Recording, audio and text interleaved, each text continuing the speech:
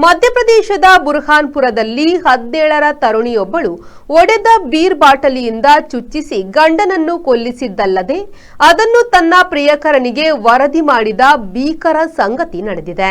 25ರ ಯುವಕ golden Pandey alias ರಾಹುಲ್ನನ್ನು Indore ಇಚಾಪುರ ಹೆದ್ದಾರಿಯ ಐಟಿಐನ ಬಳಿ ಒಡೆದ ಬೀರ್ ಬಾಟಲಿಯಿಂದ 36 ಬಾರಿ ಇರಿದು ಕೊಲೆ ಮಾಡಲಾಗಿದೆ ಎಂಬ ಮಾಹಿತಿ ಪೊಲೀಸರದು. ಈ ಸಂಬಂಧ 4ರನ್ನು ಬಂಧಿಸಿ ವಿಚಾರಣೆ ತನಿಖೆ ನಡೆದಿದೆ ಎಂದು ಅವರು ತಿಳಿಸಿದ್ದಾರೆ.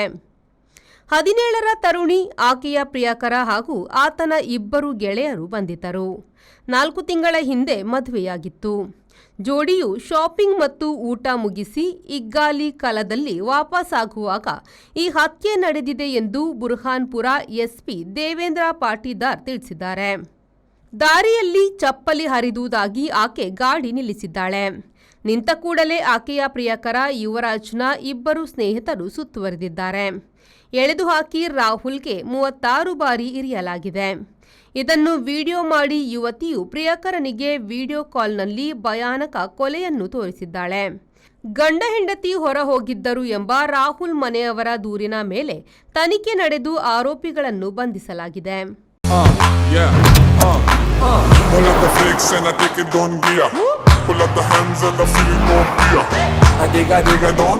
I sick a John. Take it on the row and the show and the pull up the flicks and Volkswagen Virtus, German engineered for unmatched safety. Volkswagen Mangalore, Airport Road, Yeyadi, Mangalore. Volkswagen.